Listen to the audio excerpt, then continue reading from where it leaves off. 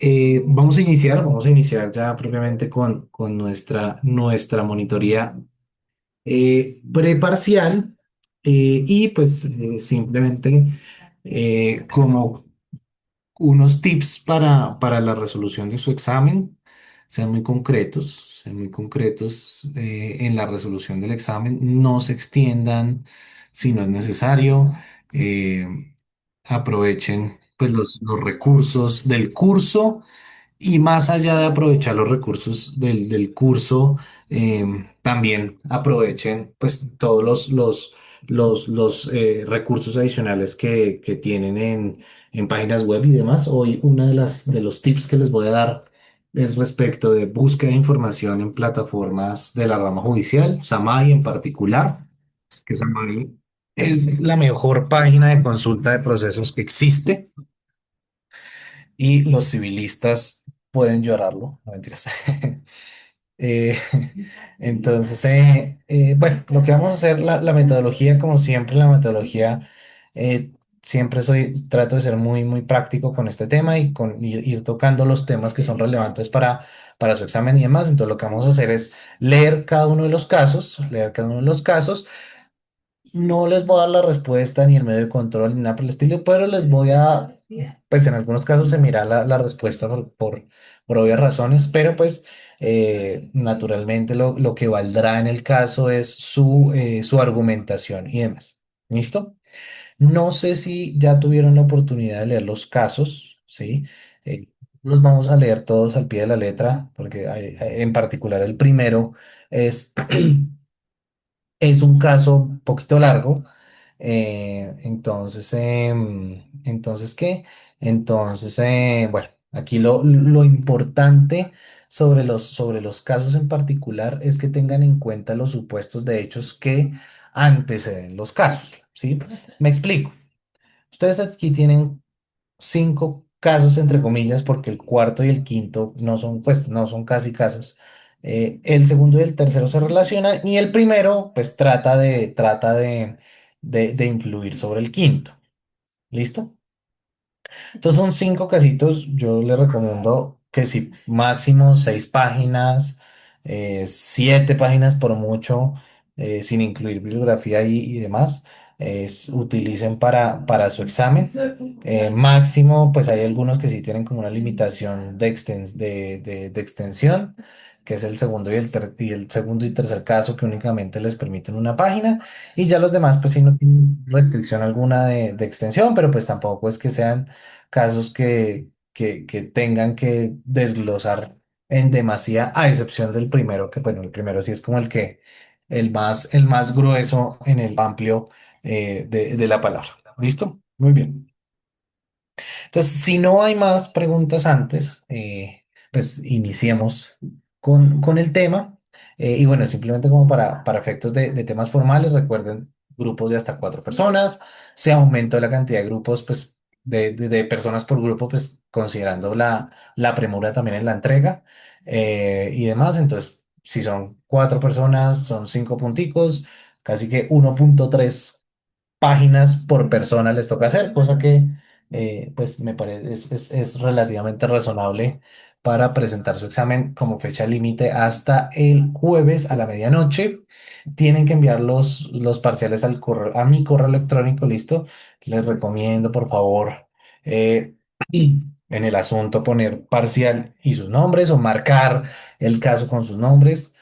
Sucede mucho que a veces por la premura de enviarlo no ponen los nombres y uno no sabe, pues uno asume que solamente el destinatario del correo y los demás miembros del grupo se quedan por fuera. Entonces, por favor, marquen sus parciales y demás.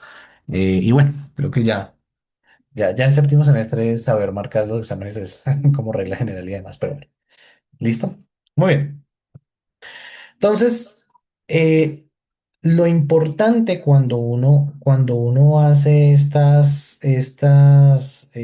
resuelve casos de este tipo, lo importante cuando uno resuelve casos de este tipo al margen de la jurisdicción de lo contencioso administrativo, tiene que responder literalmente a las preguntas que están acá, ¿sí? Yo sé que este es el único caso que tiene como estas preguntas orientadoras, los demás son más como presentar concepto, etcétera, etcétera, pero pero lo que, lo que uno en principio tiene que hacer al momento de responder un examen en materia contencioso administrativa es propiamente referirse a los elementos de los medios de control, ¿sí?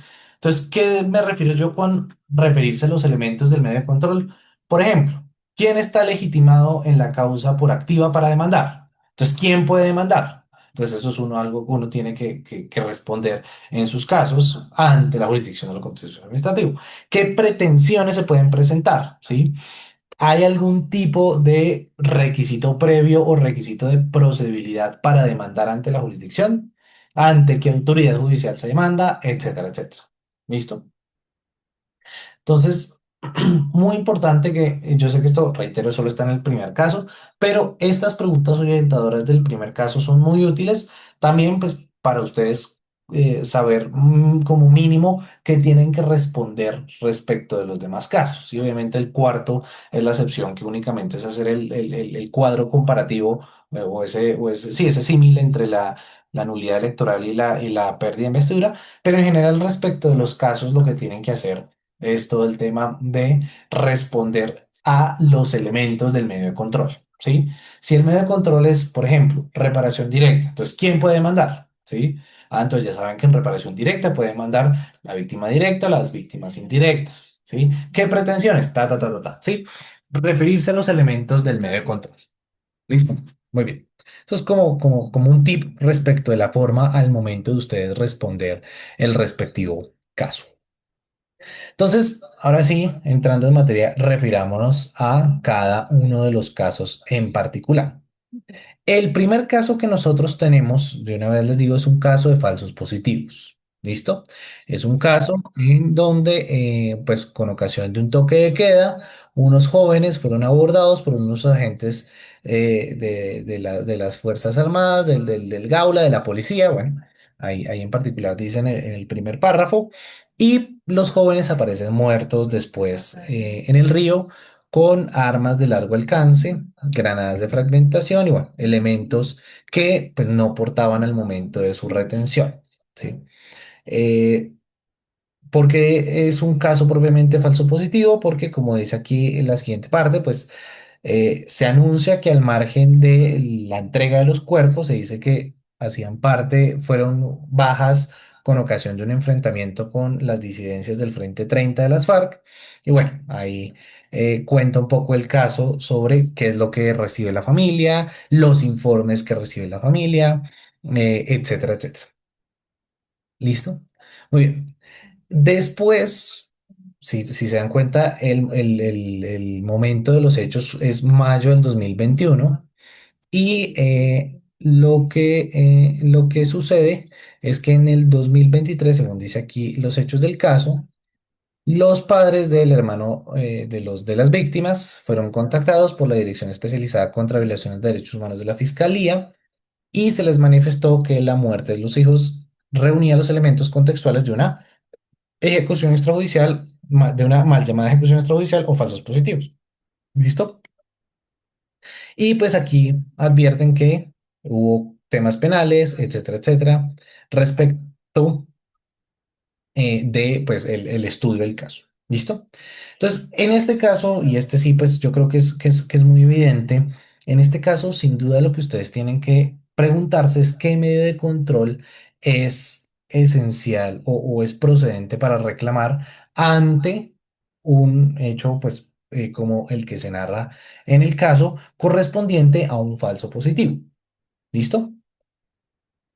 Uno, como normalmente escoge el medio de control, lo que uno puede hacer muy sin ningún tipo de reproche o como con una actitud muy sencilla para resolver el caso. Uno se puede dirigir al CEPACA y en el CEPACA lo que puede hacer es buscar los medios de control correspondientes que trae consigo el CEPACA. ¿Sí? Entonces nosotros nos vamos al CEPACA y nos vamos al artículo 137, que es donde inician los medios de control. ¿Listo? En el artículo, mentiras, en el artículo 135. Entonces, en el artículo 135 inician los medios de control. Entonces, ya vimos nosotros las nulidades, ¿sí? Ya vimos el cumplimiento de legalidad, nulidad simple, nulidad de restablecimiento del derecho, nulidad electoral, reparación directa, llegamos, controversias contractuales, repetición, bla, bla, bla. ¿Listo? Esta lista de medios de control nos dice cada una el artículo de qué trata, ¿sí? Entonces, la nulidad y por inconstitucionalidad de qué trata? De la nulidad de los decretos de carácter general dictados por el gobierno nacional por infracción directa a la Constitución. La nulidad simple, declarar la nulidad de actos administrativos de carácter general. Ese es el objeto de la nulidad simple. La nulidad de restablecimiento del derecho. La nulidad del acto administrativo de carácter particular y la solicitud de restablecimiento del derecho. La nulidad electoral, su tema. El artículo 140 nos dice, la reparación directa tiene como objeto la demanda al Estado por la causación de un daño antijurídico producido por una acción o omisión de los agentes del Estado. Y así sucesivamente con cada uno de los medios de control. ¿Sí? Entonces, es muy sencillo elegir el medio de control que corresponde a cada uno de los casos cuando los mismos artículos nos hablan del contenido propio o del objeto mismo del medio de control. ¿Sí? Entonces, les hago la primera pregunta. ¿Hay aquí algún tipo de acto administrativo que sea susceptible de ser demandado? No, No. Muy bien.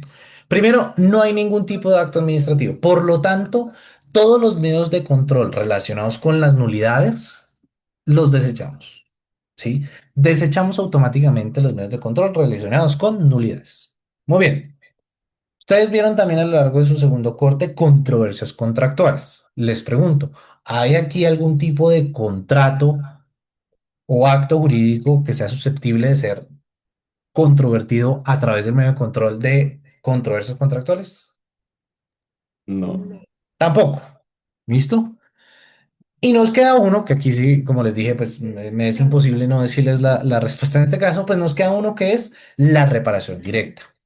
En donde en la reparación directa, como dice el mismo artículo 140, lo que se requiere para demandar en reparación directa corresponde a que se haya configurado o a que se quiera demandar al Estado por la configuración de un daño antijurídico producto de una acción o omisión del Estado, ¿sí? Del Estado. Entonces, lo que en particular nosotros vemos aquí en este caso, pues sin duda es la producción de un daño antijurídico con ocasión, en este caso, no de una omisión, sino de una, bueno, habrá muchas omisiones administrativas, pero pues en particular el daño antijurídico que nos importa es el hecho de que haya una mal llamada ejecución extrajudicial, ¿sí? Que es propiamente una acción en donde fuerzas legítimas del Estado atentan contra la vida de personas que no están ejerciendo ningún tipo de actividad ilícita y por lo tanto las hacen pasar como miembros de grupos subversivos. ¿Sí? Ese es propiamente el daño antijurídico. Pues cuando nosotros vamos a hablar de la reparación directa, es muy importante que nos refiramos al daño antijurídico. Yo no sé si se recuerdan que pues, la doctora trató de hacer la doctora María Andrea trató de hacer como un pañetazo de lo que implica la reparación directa, pero al mismo tiempo yo les compartí por el grupo, o igual está en la carpeta, una presentación propiamente de lo que es la responsabilidad patrimonial extracontractual del Estado. Y pues no sé si recuerdan sus clases de responsabilidad, pero eso se supone que lo debieron haber visto en dicha clase. Entonces, lo que uno tiene que hacer al momento de mirar una reparación directa y justificar por qué puede haber una reparación directa es justificar la existencia de un daño antijurídico. Entonces, si ustedes al momento de responder a la pregunta de cuál es el medio de control procedente y contra quién debe dirigirse, pues lo primero que tienen que pensar propiamente es, listo, procede la reparación directa y la reparación directa es para demandar al Estado por la causación de daños antijurídicos. Entonces, ¿qué es lo que tienen que ustedes argumentar? ¿Dónde está el daño antijurídico? ¿Listo? Entonces, aquí viene como el tip que les venía a decir respecto de la búsqueda de sentencias y demás, que nos va a servir también para los otros casos. Hay una página del Consejo de Estado que se llama Samay. ¿Listo?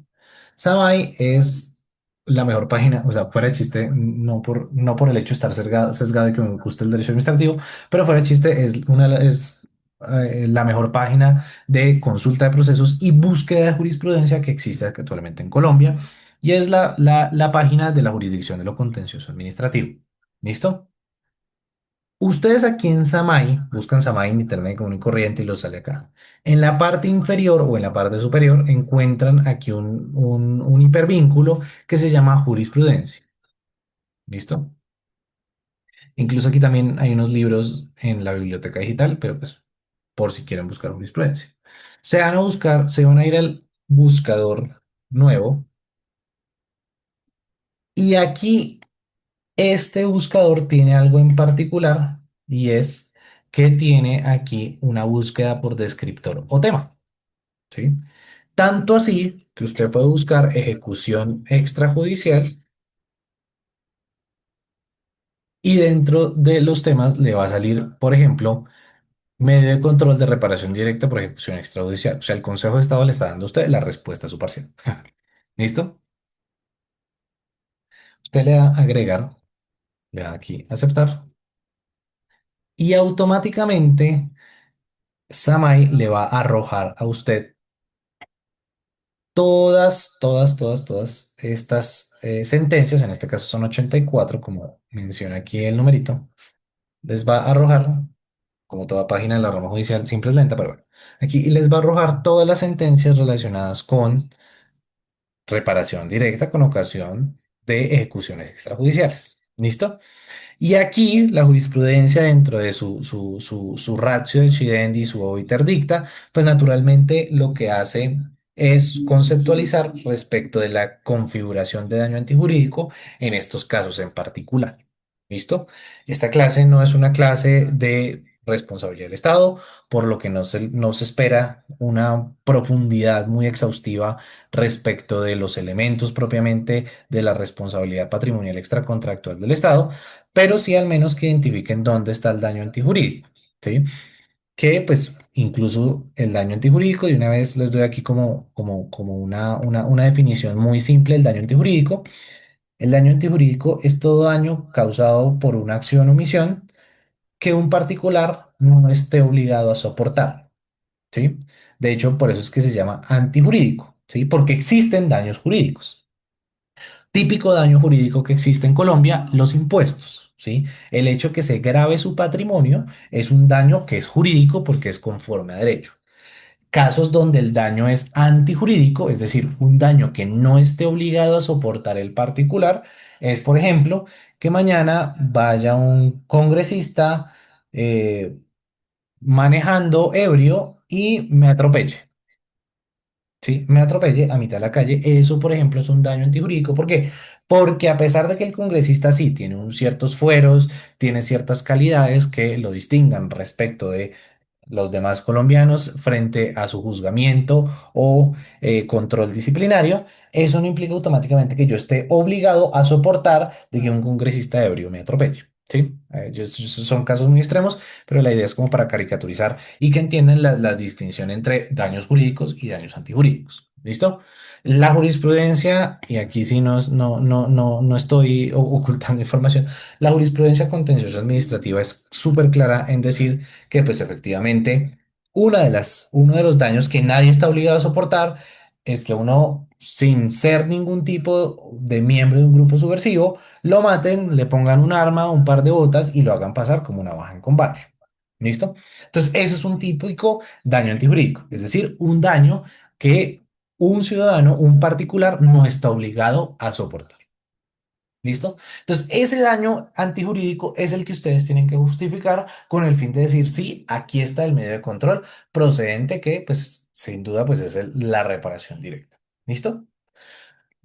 ¿Cuándo se puede presentar la demanda de reparación directa? Y aquí sí ya vamos a meternos a los aspectos procesales.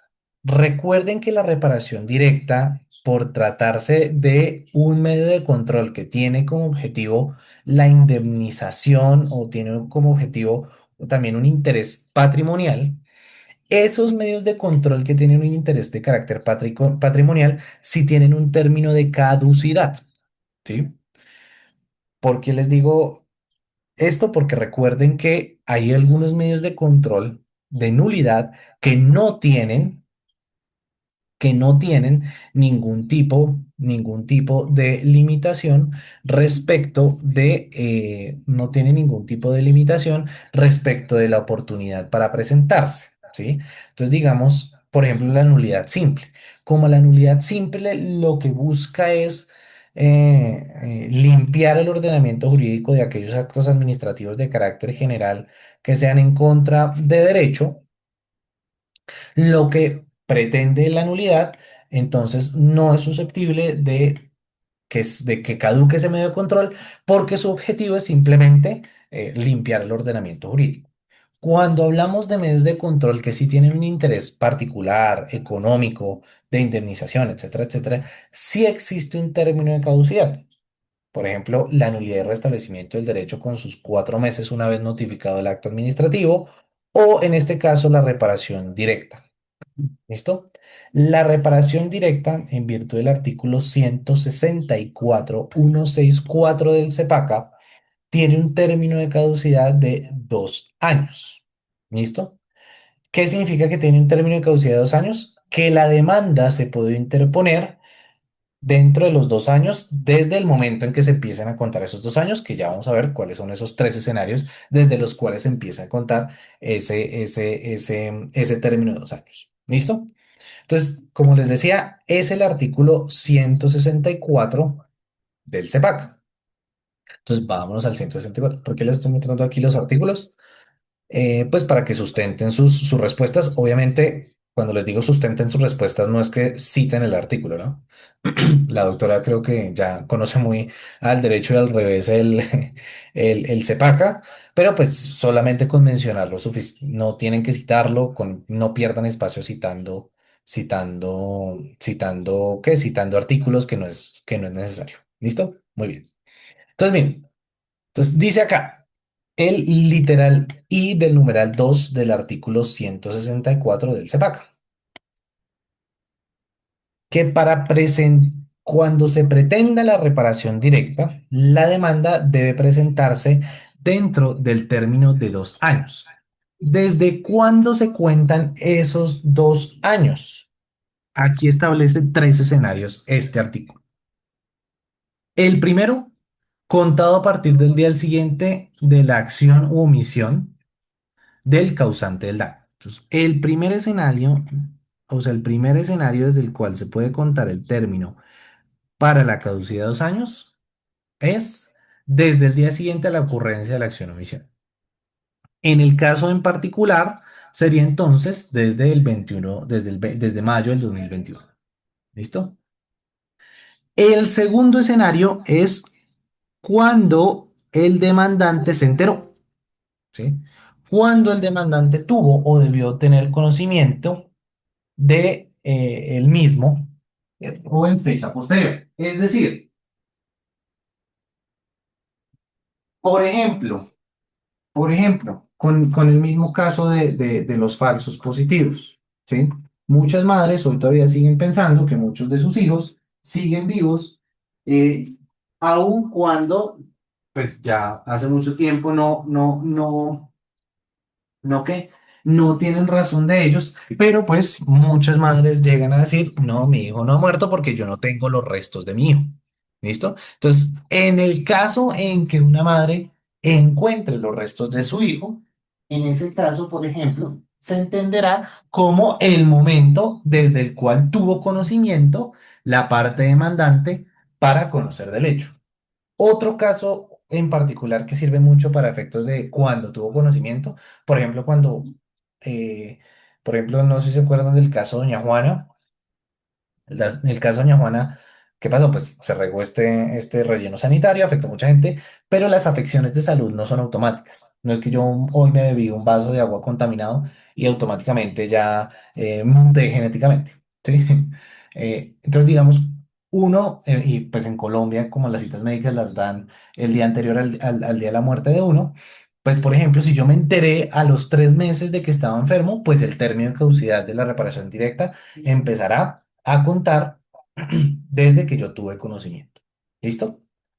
Y El tercer momento o el tercer escenario desde el cual se cuenta el término de la reparación directa corresponde a este inciso de la literal I, artículo 164 del CEPACA, numeral segundo, según el cual dice que en este caso, pues sí tiene una restricción y que es únicamente para el delito de desaparición forzada, que se cuenta a partir de la fecha en que desaparece la víctima o en su defecto desde la ejecutoria del fallo definitivo adoptado en el proceso penal. ¿Listo? Entonces, esos son los tres escenarios desde los cuales se cuenta el término de caducidad de la reparación directa.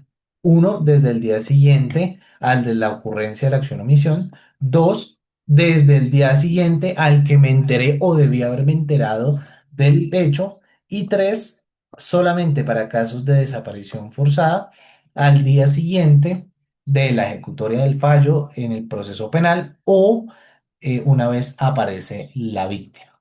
¿Listo? Muy bien. Entonces, eso es lo que sucede al margen del medio de control de reparación directa. Ese medio de control de reparación directa únicamente, como se trata de un medio de control que busca amparar pretensiones particulares, este medio de control únicamente va a estar legitimado en la causa la persona lesionada. ¿Listo? Esta persona lesionada no es necesariamente la víctima directa. ¿Sí? Puede ser también la víctima indirecta. ¿Listo? ¿Por qué puede ser también la víctima indirecta? Digamos en este caso de los falsos positivos. Pues si al joven lo mataron, pues un muerto no demanda, ¿sí? Pero sí tienen derecho a demandar las víctimas indirectas, que por ejemplo serían los familiares en los diferentes grados de consanguinidad o afinidad que existan y que sean viables para efectos de demandar en el respectivo caso. ¿Listo? Muy bien. Y este medio de control de reparación directa tiene también un requisito de procedibilidad, que es el requisito de procedibilidad que establece el artículo 161 del CEPAC. El artículo 161 establece los requisitos previos para demandar dependiendo del tipo de asunto, ¿sí? Entonces dice, si el asunto es conciliable, pues adelántese la conciliación extrajudicial, ¿sí? La reparación directa es un caso que sirve para ese caso. ¿Sí? Lo mismo para temas de nulidades, aquí también están los requisitos previos, etcétera, etcétera. Entonces, este artículo 161 trae consigo todos los supuestos relacionados con cuáles son los requisitos previos para demanda. ¿Listo? En el caso de la reparación directa, la conciliación es sin duda su requisito previo más importante. Y pues bueno, léanse aquí los que dicen el artículo 161 a ver si creen que aplica otro, ¿cierto? Muy importante teniendo en cuenta también el objeto mismo de la demanda. ¿Listo? Santiago. Sí, Nico, una pregunta. Con respecto a la caducidad, es que viendo el caso en los tres escenarios posibles, Sí, no. ese caduca, sí. Exacto, sí. Sí, sí, sí. El caso, sí, sin duda caduca porque fue en 2021, se enteraron en 2023, pues ya estamos en 2026, ya casi 2027. Ahorita solo llega en prima de mitad de año, Halloween, tu Taina, tu Truma y se acabó. Sí, ya estamos en 2027, partido. Sí, sí, ese ya caducó. Gracias por la pregunta para hacer la aclaración. Pues ustedes qué dicen, lo que tienen que hacer al momento de responder es decir, si la demanda se interpone hoy, pues ya caducó, pero lo que tienen que hacer principalmente es decir, la demanda se puede interponer hasta tal fecha considerando tal cosa. ¿Listo? Lo que quiere la doctora con este caso en particular respecto a la oportunidad para la presentación de la demanda es que como ya pasó un buen tiempo, ustedes pues evidentemente presenten cuál fue el límite hasta el cual se pudo haber presentado la demanda. ¿Listo? Entonces, digamos aquí, algunos podrán alegar que en noviembre de 2023 se enteraron, otros dirán no, pues es que es evidente que si no hacían nada, pues se enteraron de la muerte en mayo, ¿sí? O todavía no hubo, o ustedes podrán, bajo un hipotético, decir que pues en algunos casos, eso sí, les toca buscar jurisprudencia, aquí sí, tómenlo con beneficio de inventario, que ustedes, en algunos casos, la jurisprudencia ha tratado también el hecho de que los falsos positivos sean cooptados, para después aparecer los muertos como un tipo de desaparición forzada también. Entonces también dirán, no, pues puede eventualmente existir la tesis, pero eso sí, para esa tesis sí tienen que presentar como una sentencia que respalde esa posición. ¿Listo? Para efectos de la excepción del inciso segundo del literal y numeral 2 del artículo 164 del CEPAC. ¿Sí queda más claro, Santiago? Sí, Nico, gracias. Dale, dale. Creo que esa fue la pregunta que me hiciste por WhatsApp, pero bueno. Sí. Bueno, muy bien. Listo. Entonces, ya vimos el medio de control procedente, la oportunidad, los requisitos del 161 y, bueno, cuál es el objeto del medio de control. Muy bien. Ahora quiero que nos refiramos en particular respecto de quién está, contra quién se puede demandar. ¿Sí? ¿Ante qué autoridad, perdón, ante qué autoridad, no, contra quién se debe demandar? ¿Sí? ¿Cuál es la legitimación en la causa por pasiva? ¿Sí? Es decir, ¿a quién yo puedo demandar en este caso en particular? ¿Sí? Entonces, recordemos que lo que nos dice el artículo 140 del CEPACA es que procede contra cualquier agente estatal que cometa el daño antijurídico. ¿Listo? Es decir, la demanda no va en general contra el Estado, sino que tiene que ir en particular contra, pues, el agente estatal que se entenderá como la entidad propiamente. ¿Sí? Recuerden que la reparación directa, bueno, más que la reparación directa, la responsabilidad, no sé si lo vieron en su clase de responsabilidad, si no, pues se lo recuerdo o se los digo. Recuerden que la responsabilidad extracontractual es una responsabilidad anónima. ¿Qué quiere decir? Que la responsabilidad extracontractual del Estado, digamos en el caso del falso positivo, pues uno no tiene que identificar propiamente cuál fue el oficial que pegó el disparo, ¿sí? Únicamente, como es una responsabilidad de carácter anónima, con el hecho de demandar a la institución, ¿sí? Por ejemplo, en este caso, Policía Nacional, es suficiente. ¿Listo? Entonces, a eso me refiero yo con que es una responsabilidad anónima, ¿sí? No es que tiene que haber no tiene que haber una identificación o individualización de el respectivo funcionario o agente del Estado o funcionario público, servidor público que cometió el daño. Si únicamente con demandar a la entidad es suficiente. ¿Listo? Entonces, en este caso, sabemos que quien comete efectivamente el daño son dos entidades en particular.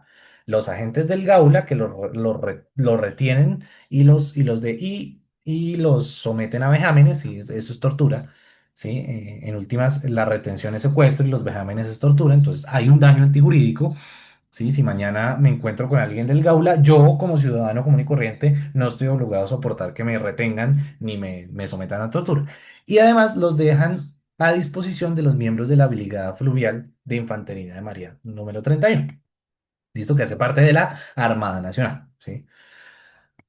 Entonces, esos en particular son los que cometen el daño antijurídico. ¿Listo? Son los que en particular cometen el daño antijurídico. No obstante, recuerden sus clases de procesal y qué es lo que se requiere para poder demandar o para poder ser demandado. Se requiere un concepto que ustedes vieron desde el inicio de su semestre que se llama la famosa personalidad jurídica. ¿Listo? ¿Cuándo adquiere una persona personalidad jurídica? Depende. Depende para qué. ¿Sí? Si es personalidad jurídica para efectos de reclamar derechos, incluso antes del nacimiento. ¿Sí? Si no, porque tantos debates alrededor del aborto. ¿Sí? Si es, por ejemplo, personalidad jurídica para poder votar al momento de usted cumplir sus 18 años, etcétera, etcétera. Cuando estamos hablando nosotros de escenarios litigiosos, de procesos judiciales, también es el momento de adquisición de la ciudadanía cuando se adquiere personalidad jurídica. No obstante, eso se trata de cuando hablamos de un casos de particulares, ¿sí? Cuando hablamos de personas. No obstante, en este caso estamos hablando de entidades estatales. Entonces, ¿uno cómo sabe que una entidad estatal tiene personalidad jurídica? ¿Alguien sabe? ¿Se acuerdan de sus clases de Constitucional uno o Administrativo uno? Seguramente no, pero ¿alguien sabe cuándo se sabe si una entidad tiene una personalidad jurídica? ¿No? De pronto, en la ley de, no sé, La 489 puede que diga ahí. Sí, no. Porque sí, no. La 489 nos dice dónde está. En la ley de creación de la entidad. ¿Sí? ¿Dónde ustedes ven eso? Por ejemplo, Indira, dame el nombre de una entidad.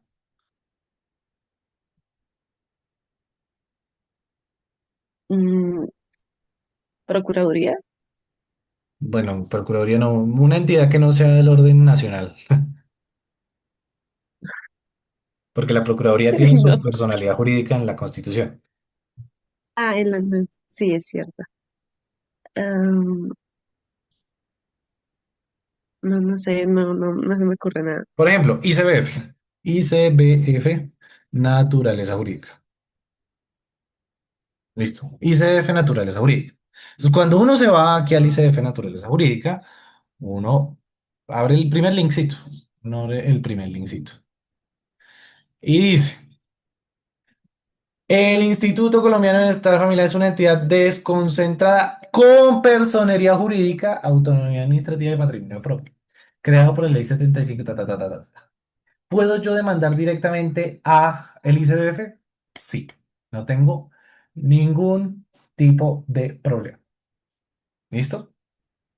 Ningún tipo de problema. Entonces, ¿cómo ustedes saben si una entidad tiene o no personalidad jurídica? Dependiendo de la ley de creación. Ahora, ¿qué pasa si no tiene personalidad jurídica? ¿Sí? Entonces, ¿nunca la puede mandar? Claro que no. Si una entidad no tiene personería o personalidad jurídica, como le quieran llamar, lo que se hace es remitirse al órgano inmediatamente superior al que esté adscrito o vinculado. ¿Sí? Entonces, no sé ¿a qué quiere decir si adscrito o vinculado? Que simplemente, por ejemplo, depende de un organismo superior. Casos típicos, bueno, es que hoy en día casi hay muy poquitas entidades sin personería jurídica. Vamos a ver si no sale acá. Sin personería jurídica. Una entidad sin personería jurídica. A ver si aquí nos sale un ejemplo en función pública. Bueno, aquí simplemente nos sale la definición, pero me sirve mucho esta definición. ¿Por qué? Porque esta definición, mire lo que nos dice. Una entidad sin personalidad jurídica es una organización subordinada a los lineamientos de una organización. No tiene representación, son entidades cuya representación está en cabeza de la nación, departamento, municipio o distrito. ¿Listo? Por eso es que ustedes van a ver algunas demandas que dicen nación guión Ministerio de Defensa. ¿Por qué? Porque el Ministerio de Defensa no tiene personería jurídica. Yo es que preguntándome por entidades sin personería jurídica y los ministerios, por ejemplo, no tienen personería jurídica. ¿Por qué?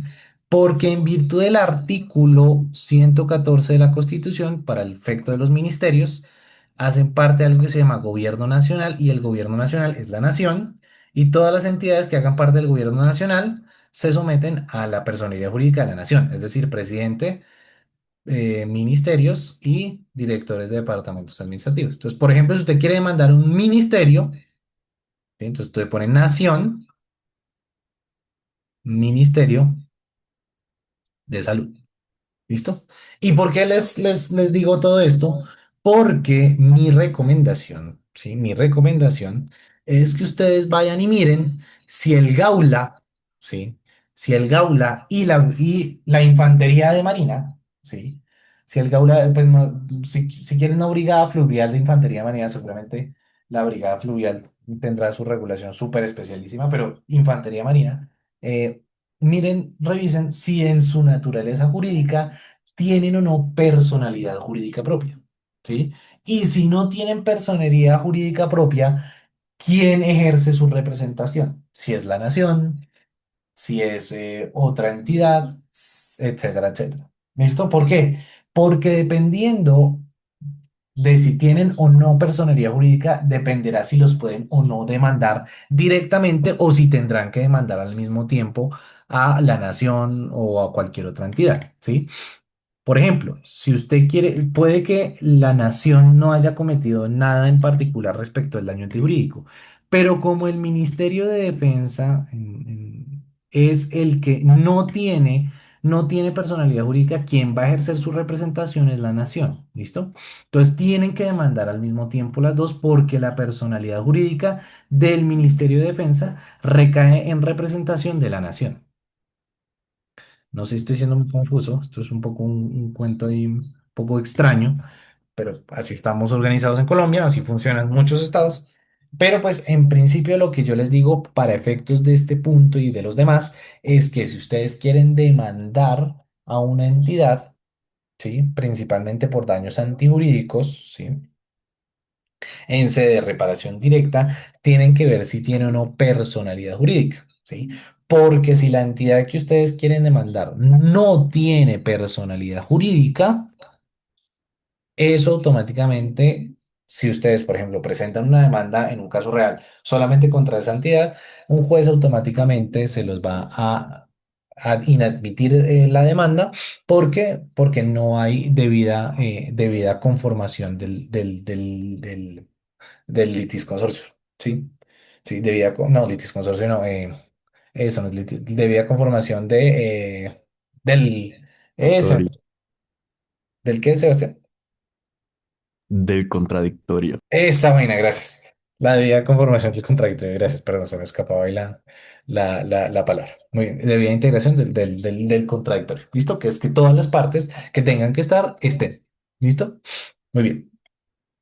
Y finalmente, aquí nos preguntan respecto de qué autoridad y qué tipo de perjuicios se pueden reclamar. ¿Dónde encuentran ustedes las reglas de competencia en materia contencioso-administrativa desde el artículo 152 y siguientes del CEPAC? Es decir, desde el artículo, perdón, 151, no mentiras, desde antes, desde el artículo ya, desde el artículo 149 y siguientes, sí, que es la distribución de competencias, van ustedes a encontrar quién conoce en primera y segunda instancia. ¿Listo? ¿No ustedes se acuerdan de sus clases seguramente procesal civil general, de que habían diferentes tipos de fueros para asignar la competencia de determinado juez? En el caso de la jurisdicción de lo contencioso administrativo, no tenemos tantos fueros, gracias al cielo, como sucede en el civil, sino principalmente la competencia se determina dependiendo de tres factores. Naturalmente, el medio de control, ¿sí? El tipo de medio de control, ¿sí? No todos los jueces pueden anular todos los actos administrativos de todas las entidades, no. La cuantía en el caso de que sean pretensiones patrimoniales y finalmente el territorio, ¿listo? El territorio, ¿sí? En el caso de la reparación directa, el medio de control, como el tipo, dependiendo del tipo de medio de control, únicamente lo conoce en primera instancia los jueces administrativos o los tribunales administrativos. Y por lo tanto, en segunda instancia conocerá el tribunal administrativo o el Consejo de Estado. ¿Listo? O el Consejo de Estado. ¿Listo?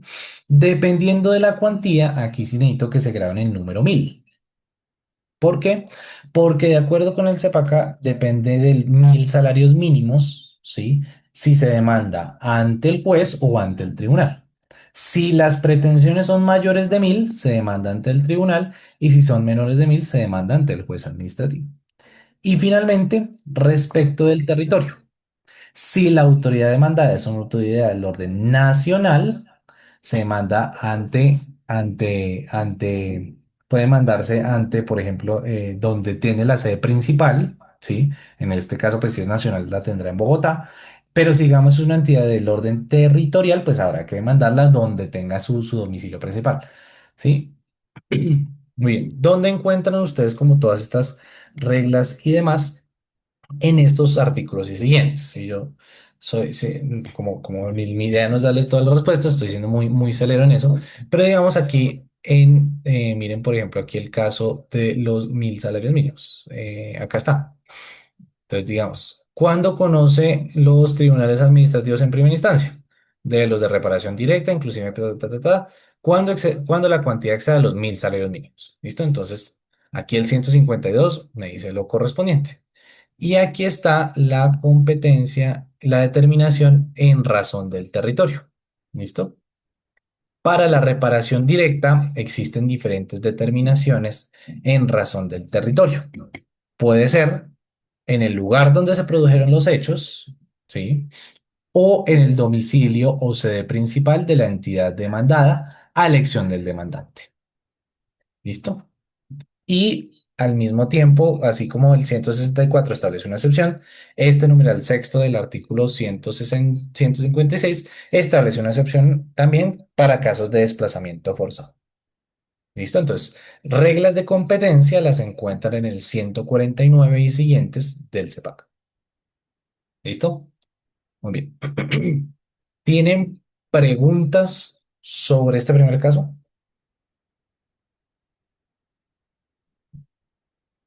Creo que despachamos satisfactoriamente todas las preguntas. Obviamente muy celero porque, reitero, mi idea no es darles 100% las respuestas, pero si no hay preguntas, podemos seguir. En este me demoré más porque, digamos, las reglas de procesales y demás, ahí está. ¿Listo? Muy bien. Vamos con el segundo y tercer caso, que a mi criterio son como los más complejos. Muy bien. Alguien, este sí, voy a pedir que alguien me ayude a leerlo. Alguien que me ayude a leerlo, por favor. Que estos sí son más corticos. El Ministerio de Relaciones Exteriores adelantó la licitación pública número 023 del 1 de diciembre del 2023, con el objeto de contratar la elaboración y expedición de pasaportes en Colombia y en el exterior. En el marco del proceso licitatorio, únicamente participó un oferente, la Unión Temporal ABC, a pesar de que se esperaba la concurrencia de múltiples proponentes. Al agotar las etapas pertinentes, se evidenció que el proponente único satisfizo todos los requisitos previos para el proceso y su propuesta se ajustó a los criterios técnicos, organizacionales y económicos contemplados en el pliego de condiciones. Como consecuencia de lo anterior, el funcionario encargado de la gestión contractual expidió la resolución número 1421 del 5 de marzo del 2025, por medio de la cual adjudicó el proceso de selección a la Unión Temporal ABC por un valor estimado de 500.000 millones de pesos. Desde esa fecha y antes de la firma del contrato, el adjudicario desplegó las primeras actuaciones encaminadas a garantizar el cumplimiento del objeto, para lo cual robusteció su capital físico y humano. Sin embargo, el 3 de abril del 2025, después de haberse declarado insubsistente el funcionario que suscribió el acto de adjudicación, el jefe de la cartera revocó dicho acto de adjudicación mediante la resolución número 1437 de esa misma fecha, invocando la existencia de irregularidades en el proceso licitatorio.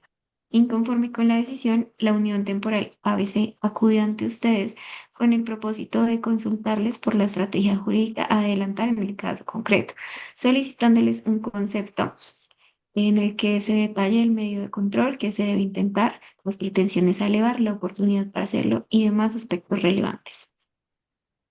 Muy bien. Muchas gracias, Valentina. Entonces, este caso que tenemos, pues, es el caso de los pasaportes. Este caso es el típico el tema de los pasaportes que lleva en pelea el gobierno de Gustavo Petro durante muchos años y pues ha dejado hasta a Egan Bernal sin pasaportes. Pero más allá de eso, ¿qué es lo relevante de este caso? ¿Alguien recuerda el objeto del medio de control de controversias contractuales?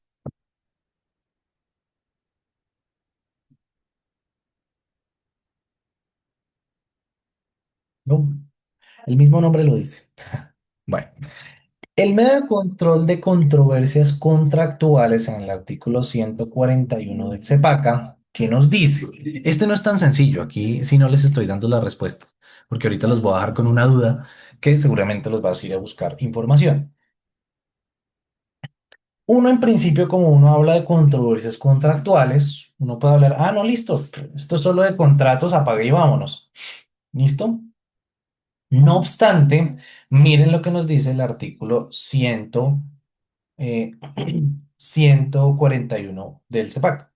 nos dice que cualquiera de las partes de un contrato podrá pedir que se declare su existencia, nulidad, revisión, bla, bla, bla, que se condene, ta, ta, ta. Asimismo, podrá solicitar la liquidación judicial del contrato cuando sea logrado, ta, ta, ta. Muy bien.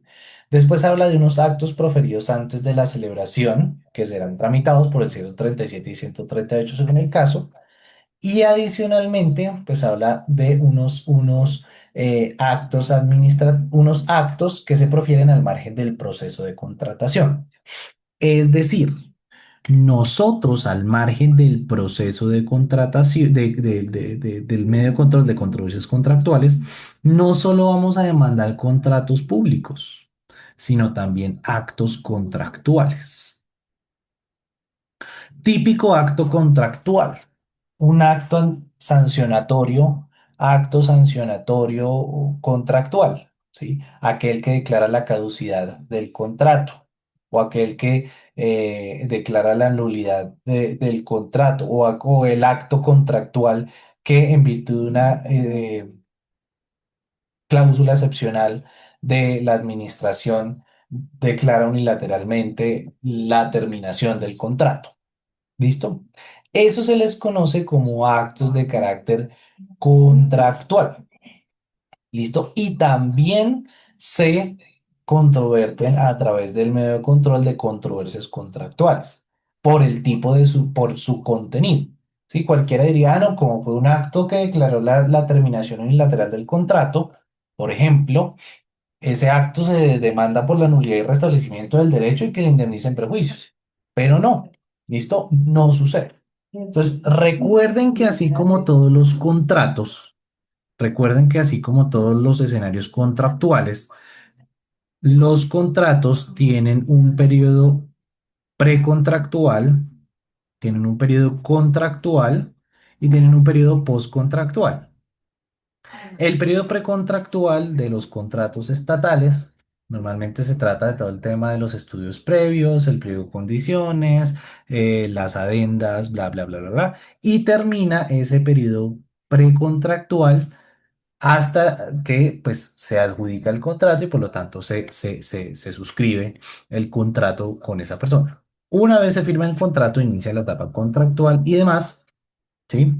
Y pues de la ejecución y todo. Y la postcontractual habla todo el tema de la liquidación, ¿sí?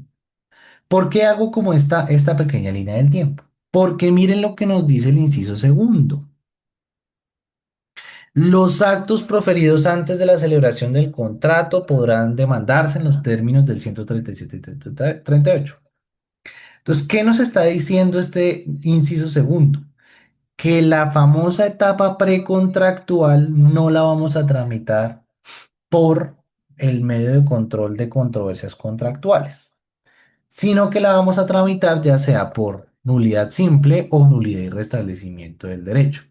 Y únicamente serán susceptibles de control en controversias contractuales los actos o contratos que se profieran o suscriban en la etapa contractual y postcontractual, porque la liquidación, que hace parte de la etapa postcontractual, como ven acá, la liquidación hace parte también del medio de control de controversias contractuales. Entonces, toda esta pequeña carreta, ¿por qué? Porque aquí la gran pregunta que ustedes tienen que resolver es, primero, ¿qué acto van a demandar? ¿Sí? ¿Qué acto van a demandar? Y segundo, ¿qué tipo de acto es?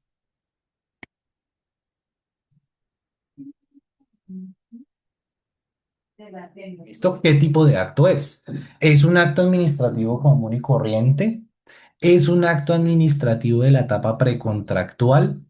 ¿Es un acto administrativo de la etapa contractual? Y pues bueno, si usted ya es muy creativo, pregúntese también si es de la etapa postcontractual, pero bueno, en este caso de una vez le voy diciendo que no, porque pues ni siquiera hubo contrato, porque pues, como vieron aquí, se revocó el acto de adjudicación. ¿Listo? Entonces, aquí en particular lo que tienen que ustedes prestar atención es sobre esta resolución y sobre esta resolución. ¿Listo? ¿Y qué es lo que ustedes se tienen que preguntar respecto de cada una de estas resoluciones? La primera, como ya les dije, la naturaleza. Tienen que determinar si demandan esta o esta. Así ustedes determinarán cuál demandan. Segundo, dependiendo de la naturaleza, qué medio de control, ¿sí? ¿Qué medio de control? Y dependiendo del tipo de medio de control, pues ustedes depende mucho de la naturaleza del acto, ¿sí? Entonces, aquí lo que ustedes se tienen que preguntar al momento de buscar en la jurisprudencia y demás es qué naturaleza tiene el acto de adjudicación y si dicho acto de adjudicación es revocable. ¿Listo? Recuerden que nosotros, esto lo debieron ver en Admin 2, en actuaciones de la Administración Responsable del Estado. Recuerden que en los artículos 94, si no estoy mal, 93 o 94 y siguientes del CEPACA, están las reglas de revocatoria, las reglas generales de revocatoria de los actos administrativos comunes y corrientes. Pero entonces, nuevamente vuelvo sobre la pregunta. ¿El acto de adjudicación es un acto común y corriente? ¿Sí? ¿Qué tipo, qué naturaleza jurídica tiene el acto de adjudicación respecto del proceso de contratación? ¿Es un acto administrativo común y corriente? ¿Es un acto administrativo de contenido contractual? ¿Sí? Y dependiendo la naturaleza del acto, la pregunta es entonces, ¿ese acto se puede revocar? Yo sé que esto de pronto ustedes dirán, no, esto está muy difícil. Para nada. El Consejo de Estado tiene ríos de tinta sobre el acto de adjudicación y la revocabilidad o no del acto de adjudicación, ¿sí? Entonces, aquí para determinar el medio de control, ¿sí? Porque las dos opciones que pueden haber o pueden haber más, puede haber nulidad simple, si usted se decanta porque es un acto administrativo de contenido general, ¿sí? O un acto administrativo que cumple con el 137, con las excepciones del 137 que permite a través de nulidad simple demandar actos de contenido particular. ¿M? Usted mire si es una nulidad o restablecimiento del derecho o mire si es unas controversias contractuales. ¿De qué dependerá cada uno de estos medios de control? Nuevamente, de que usted determine la naturaleza del acto del acto, del acto que usted quiera demandar. ¿Listo? Ya sea el acto 1437 o el acto 1421. Ahí si usted mira también cuál de los dos quiere demandar. ¿Por qué, por qué le pongo a usted la duda respecto del acto que usted tiene que demandar?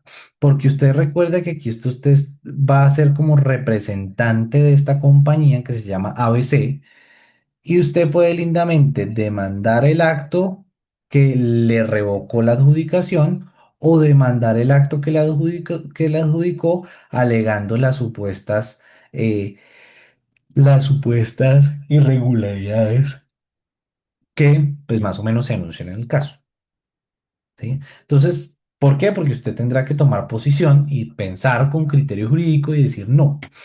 A mí lo que me importa es que le adjudiquen y para que le adjudiquen necesito que esto se vaya del ordenamiento jurídico. O ustedes pueden decir, no, yo prefiero que de una no le adjudiquen y alegar que este acto administrativo generó un perjuicio al crear una expectativa razonable, aun cuando los estudios previos estuvieron mal hechos. Y pues solamente se presentó un oferente. Ahí sí, la estrategia jurídica ustedes la determinarán y determinarán también cuál es el acto administrativo más idóneo para demandar. Pero aquí, más allá del acto que ustedes vayan a demandar, lo que más importa respecto del acto es determinar su naturaleza. ¿Listo? Igual, aquí hago un pequeño reback. Es cuidado los que eventualmente quieran demandar en el sentido de pensar que esto ya se revocó, ¿no? Entonces, nuevamente la pregunta sería, ¿puede un acto de adjudicación ser revocado? Y si sí puede ser revocado, ¿puede uno demandar un acto revocado? Dejo ahí otra preguntita. ¿Listo? Entonces, aquí reitero, ¿Cuál es lo más importante para determinar si es nulidad simple, nulidad y restablecimiento del derecho o controversias contractuales? Determinar la naturaleza del acto que usted vaya a demandar. Si usted quiere demandar el acto que adjudicó o que revocó la adjudicación, tiene que mirar eventualmente cuál es la naturaleza jurídica de ese acto. ¿Dónde puede ver eso? Jurisprudencia del Consejo de Estado. Como les dije, pueden irse rápidamente aquí a esta increíble página que se llama SAMAI. Y en SAMAI, aquí en donde dice jurisprudencia, eh, puedo buscar aquí por temática y puedo buscar aquí acto de adjudicación sin ningún problema. Acto de adjudicación. E incluso aquí habla de revocabilidad. Mira, aquí por ejemplo está la revocabilidad del acto de adjudicación de licitación pública.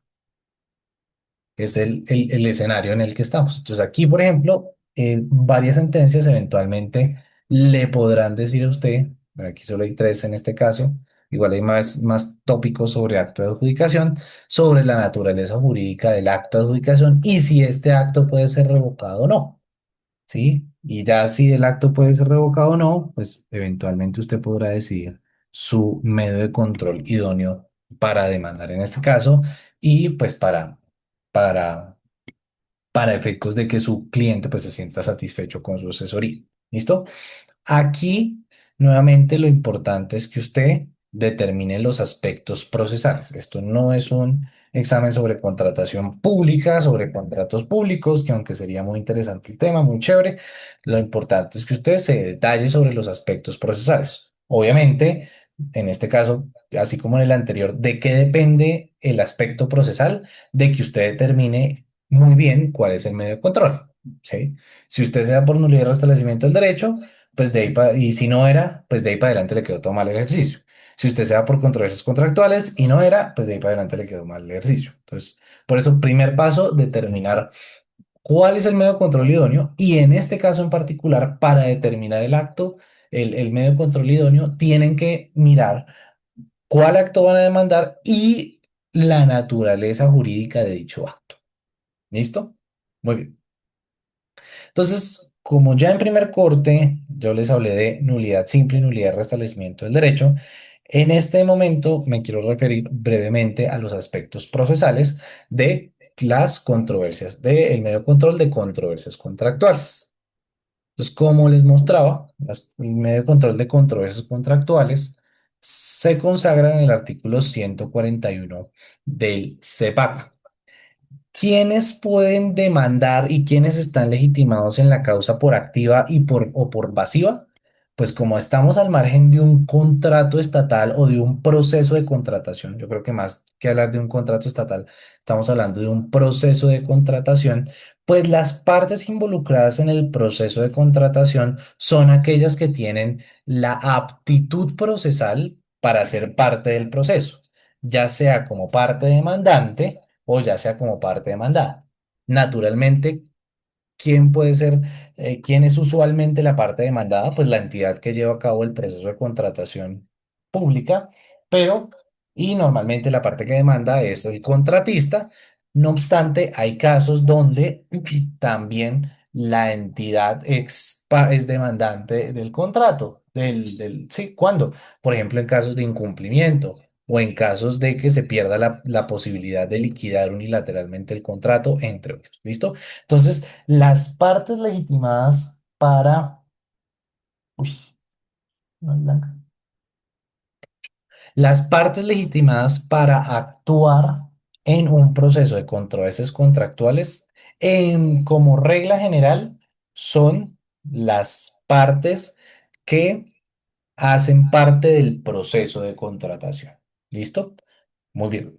¿Por qué digo en principio? Porque existen también la posibilidad de que otras partes, incluso por fuera del proceso de contratación, intervengan. Por ejemplo, cuando una persona solicita, en virtud de la excepción del artículo 137 del CEPACA, en nulidad simple, la nulidad de un acto administrativo del proceso de contratación por interés general, etcétera, etcétera. ¿sí? O por ejemplo, cuando se trata de múltiples proponentes o múltiples oferentes y no le adjudican el contrato a uno de esos oferentes y el oferente pensaba que tenía mejor oferta que el otro y demanda, por ejemplo, digamos también como para el acto de adjudicación, entonces demanda porque piensa que tiene mejor derecho que el otro, ¿listo? Entonces, es al margen del proceso de contratación, no solamente las partes que suscriben el contrato están legitimados, sino también otras partes dependiendo del momento del proceso de contratación.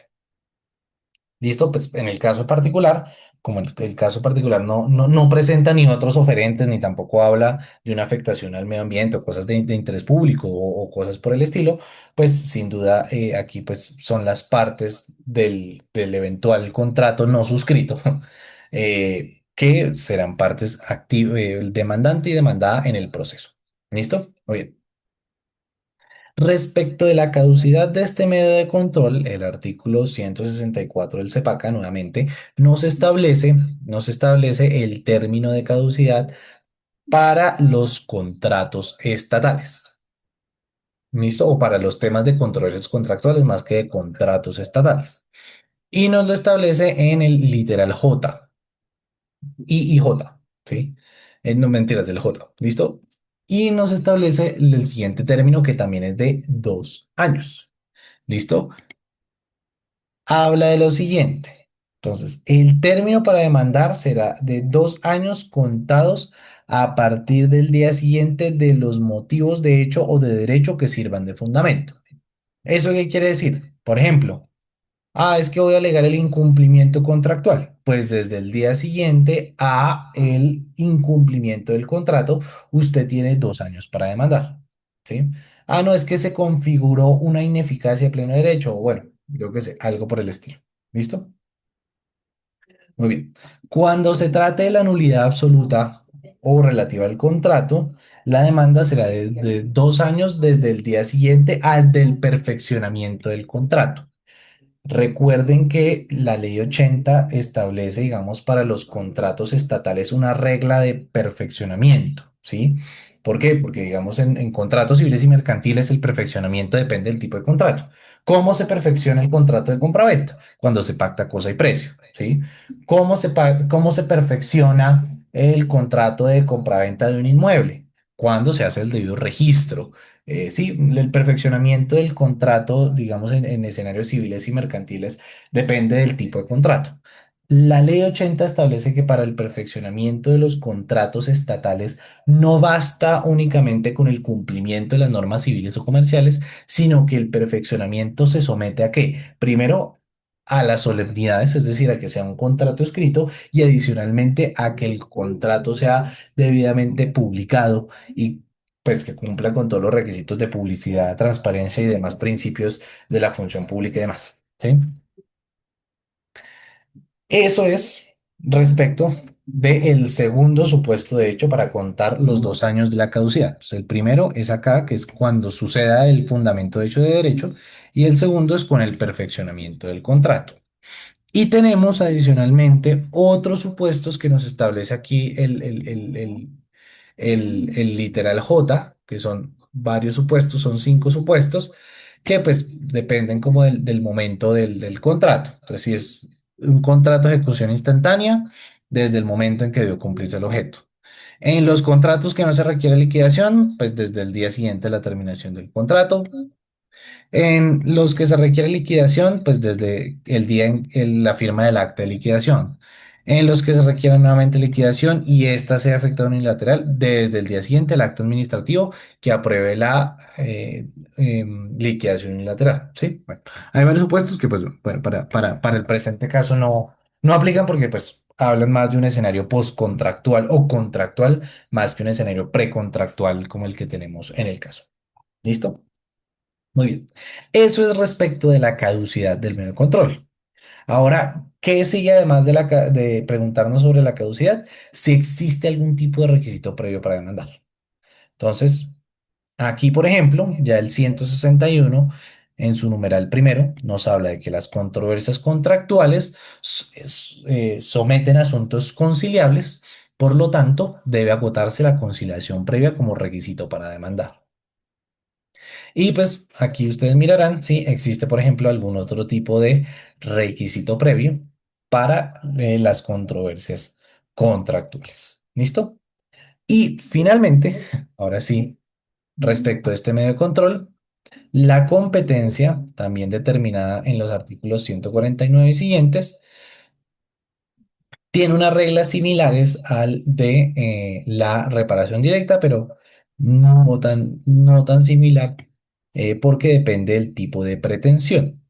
¿Listo? Entonces aquí, en primera instancia, conocen de temas de contratos si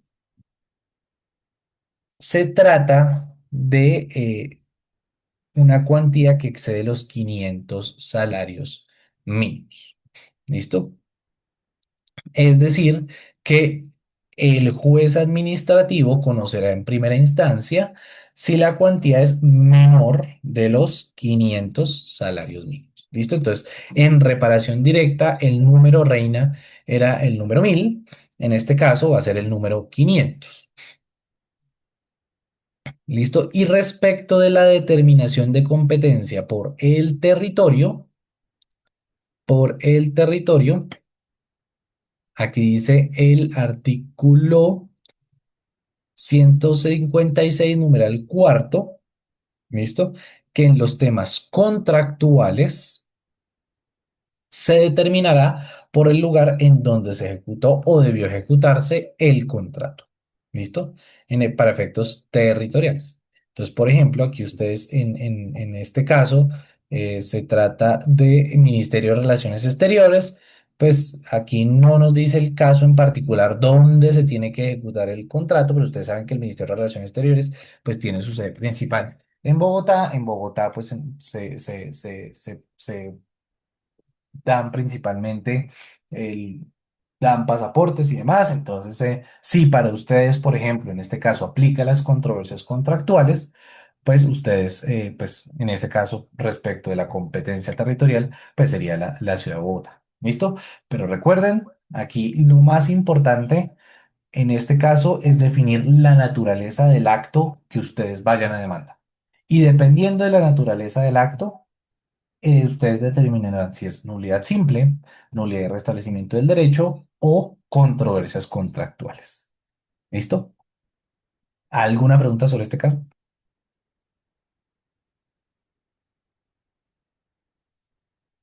¿No? Muy bien. Sigamos entonces con el tercer caso. Em, entonces, no sé si alguien me lo quiere ayudar a leer. Este ya es más cortico. Suponga ahora que el acto de apertura de la licitación pública número 23 del 1 de diciembre de 2023 y algunos apartes del pliego de condiciones fueron demandados por un ciudadano previo a la recepción de alguna oferta en ejercicio del medio de control de nulidad simple. Lo anterior teniendo en cuenta que, en criterio del demandante, dichos actos estaban dirigidos a favorecer a un número restringido de oferentes. Mediante sentencia del 5 de diciembre de 2024, el Consejo de Estado se limitó a declarar la nulidad de los actos administrativos acusados. Como consecuencia de la declaratoria de nulidad, el Ministerio de Relaciones Exteriores pretende repetir contra el funcionario encargado de la expedición de tales actos, teniendo en cuenta que a su juicio esa declaración derivó en la asunción de mayores gastos para la entidad, tanto para la confección de un nuevo proceso licitatorio como para asumir los costos derivados de la demora en la expedición de pasaportes. Sin embargo, le consultan a ustedes si es jurídicamente viable repetir contra el funcionario. Listo, muy bien.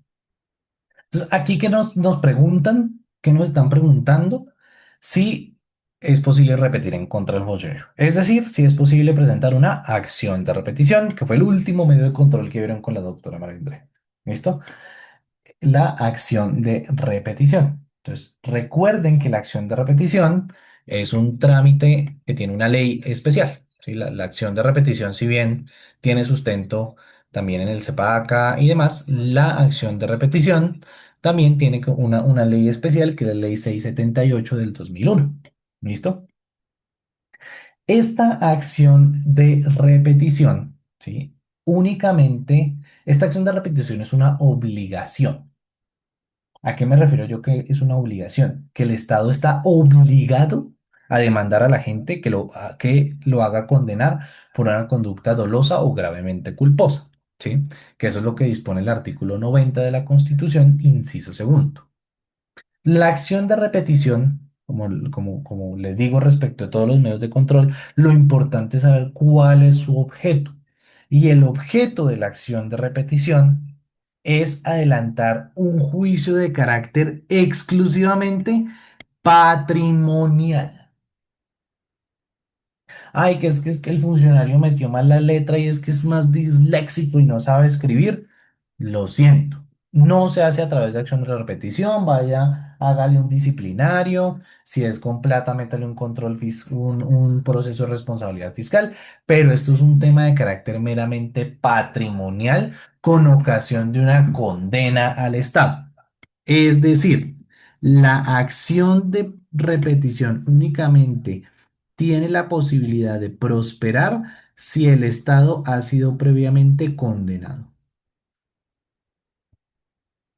Y si fue condenado por una actuación dolosa o gravemente culposa de su funcionario público. ¿Listo? Entonces, por lo tanto, esta acción de repetición, más que medio en control, esta acción de repetición es una acción patrimonial que el Estado únicamente puede ejercer en contra de su funcionario si el Estado ya fue condenado. ¿Listo? Entonces, ¿qué implica esa condena? Como el carácter de la acción es patrimonial, la condena tiene que ser obligatoriamente patrimonial, es decir, que la condena del Estado sea en plata, ¿sí?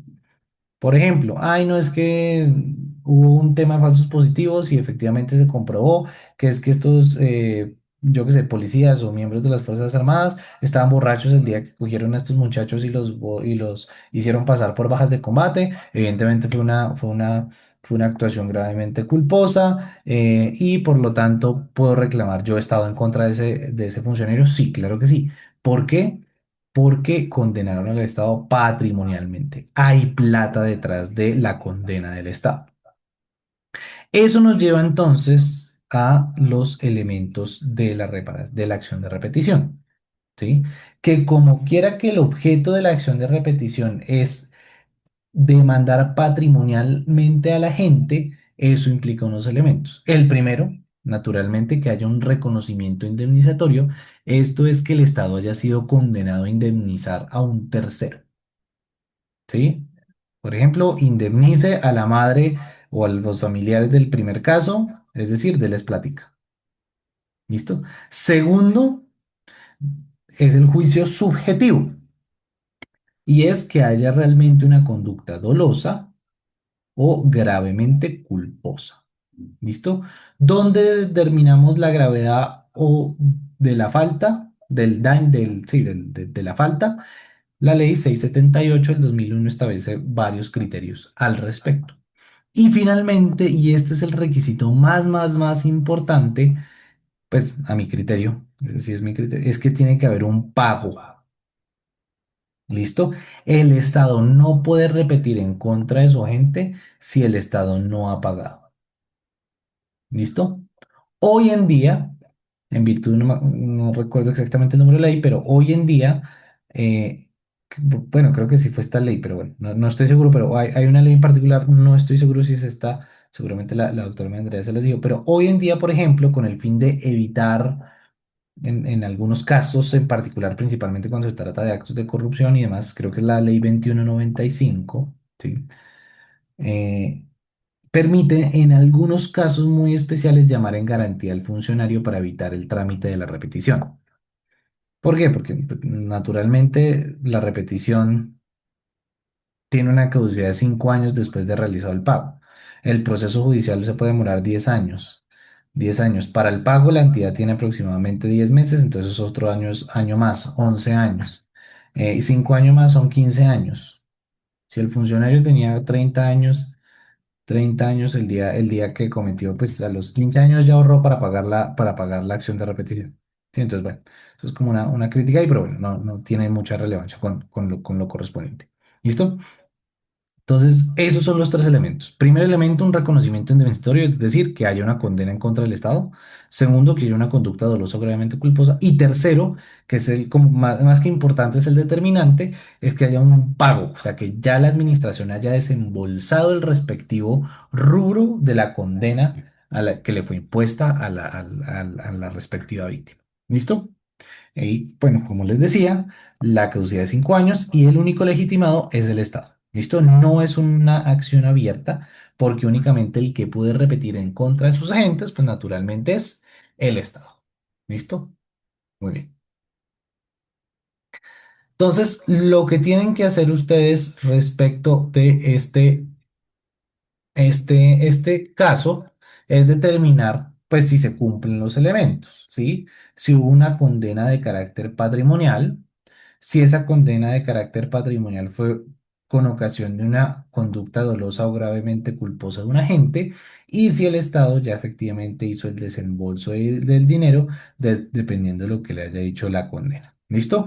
Aquí pues lo que tienen que mirar es el supuesto de hecho, que pues si bien es mirar si pues efectivamente este escenario de nulidad pues se ajusta al criterio de un tema patrimonial, que pues yo no lo veo mucho, pero pues este análisis de su caso y lo que tienen que hacer es bajo ese escenario del checklist, de decir sí, si no se cumplen los elementos de la acción de repetición y si no se cumple, recuerden que estos elementos tienen que ser concurrentes, es decir, todos se tienen que cumplir. Entonces, en caso de que no se cumplan, pues no es viable repetir en contra de la gente.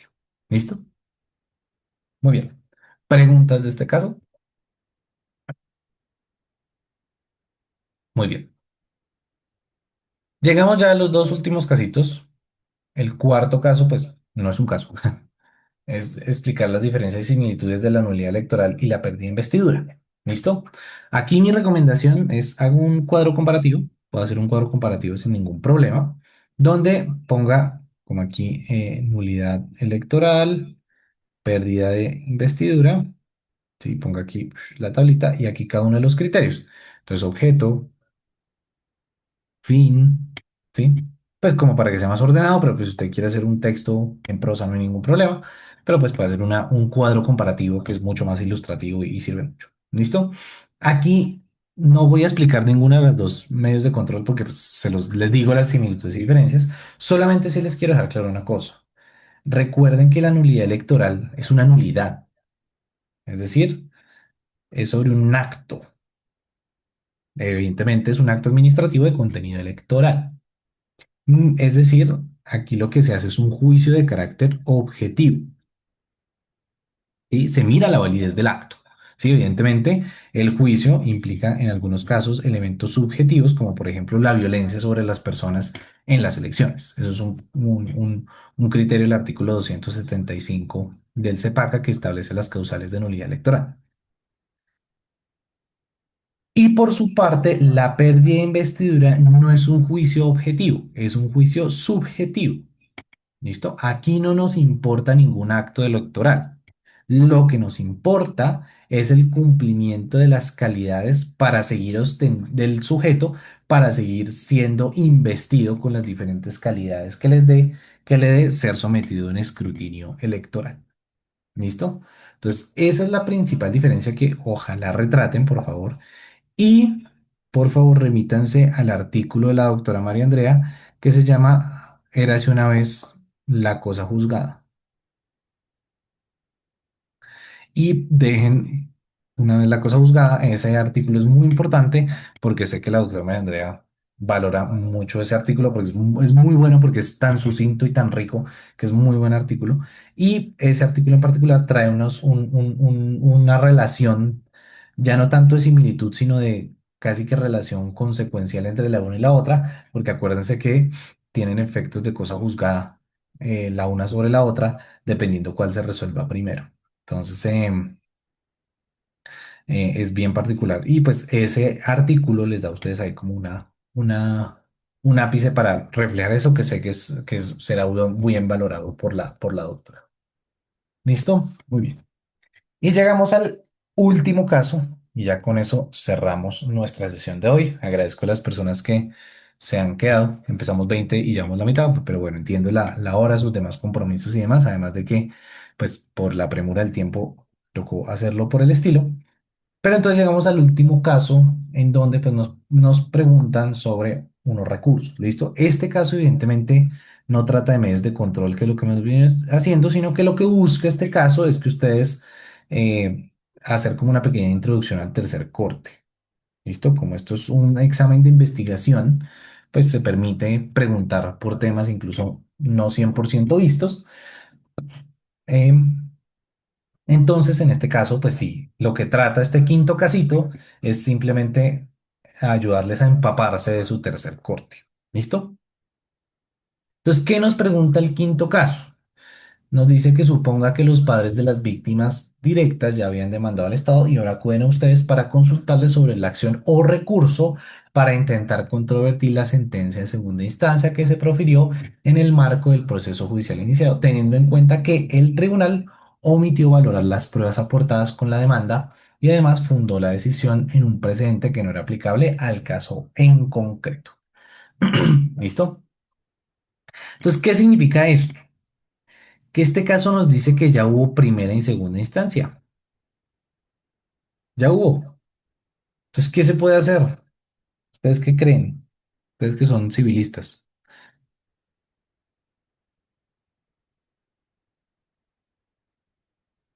¿Ni idea? ¿O todos Por murieron? eso, de que, no sé, tu, tutela por no seguir el debido proceso. Ok, bueno, una opción es tutela contra providencia judicial. Bueno, esa es una opción. Sí, como bien les dije, contra providencia. ¿Habrá algún otro? Esa, digamos, es la acción. ¿Será que habrá algún recurso para intentar? Hay algo que me pareció horrible, pues no lo entiendo, pero eso me pareció horrible, pero no creo. Eh, Se llama, eso fue un parcial mío, se llama algo de unificación y como que se pide que, no sé, que se, Por es favor, que no recuerdes tus épocas en Admin 2. no, horrible, perdón. Bueno, efectivamente. Aquí lo que nos está preguntando, y gracias Indira, y qué buena respuesta, efectivamente, una de las opciones es la tutela contra providencia judicial. ¿Listo? Una de las opciones es la tutela contra providencia judicial. Contra providencia judicial. Recuerden que la tutela contra providencia judicial, como les dije en esa clase, ustedes tienen en la presentación, requiere no solamente la acreditación de los requisitos generales de procedencia de la acción, que son la legitimación, la inmediatez, la subsidiariedad, bla, bla, bla, bla, ¿sí? Sino que también tiene unos requisitos especiales de procedencia de la acción, que son los famosos defectos. ¿Listo? Por ejemplo, el defecto fáctico, ¿sí? Que no hubo una buena valoración de los hechos y pruebas, el defecto, el desconocimiento del precedente, etcétera, etcétera. ¿Listo? Esa es la tutela contra providencia judicial, que es la acción que procede y que pues la vimos al margen de este corte. Entonces recuerden que lo más importante acá es hablar sobre los requisitos especiales de procedencia de la acción que se le conoce también como los defectos, ¿sí? Que es el defecto fáctico, defecto por violación directa a la Constitución, etcétera, etcétera. ¿Listo? Existen también unos recursos, y por eso hablaba de los views privatistas, porque hay unos recursos que van más allá de la segunda instancia, que son los famosos recursos extraordinarios. ¿Listo? En la jurisdicción contencioso-administrativa tenemos tres recursos extraordinarios. El recurso extraordinario de revisión, el recurso extraordinario de unificación jurisprudencial y el recurso extraordinario de anulación de laudo arbitral. ¿Listo? ¿Por qué existen recursos extraordinarios? ¿Cuál es la diferencia entre un recurso extraordinario y un ordinario? ¿Saben?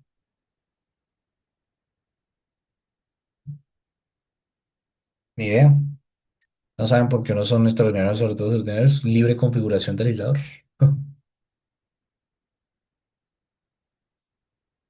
Bueno, cuando nosotros hablamos de recursos extraordinarios, los recursos extraordinarios son aquellos que tienen causales.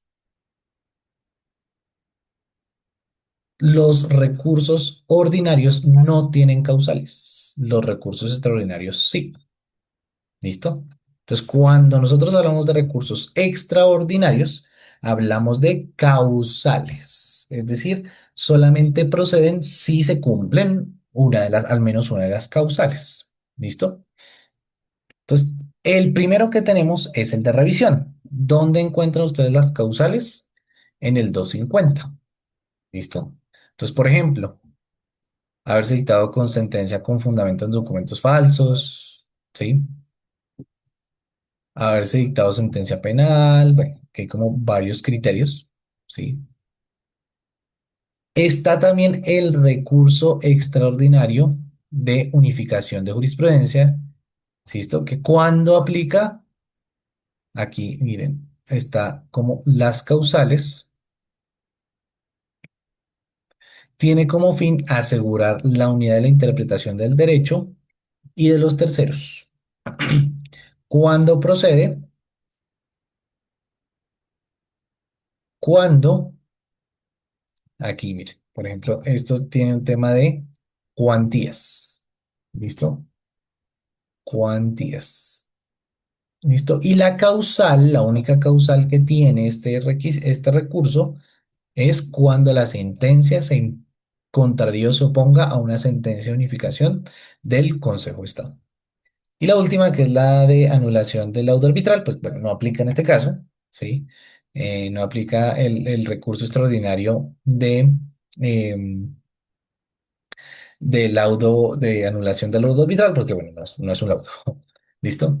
Eso más adelante lo verán con la doctora María Andrea. ¿Listo? Entonces, solamente tenemos esos dos recursos extraordinarios.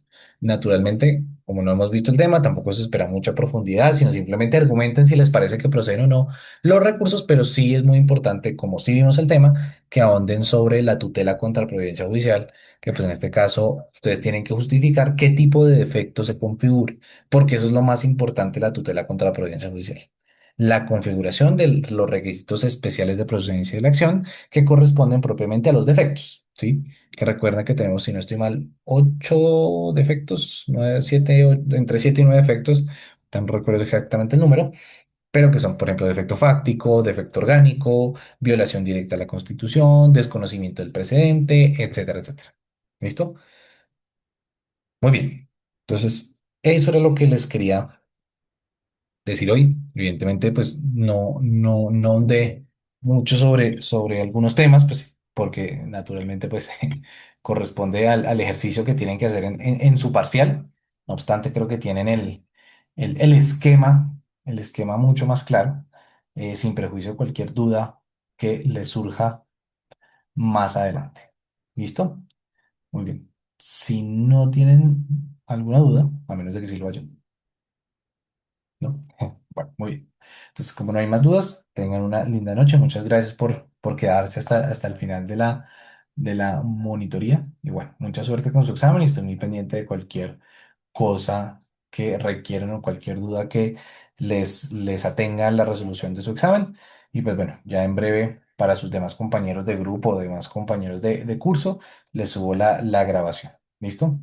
Tengan entonces una muy feliz noche y mucha suerte con su examen. Gracias, Nico. Gracias, Nico. Gracias. Gracias, Nico.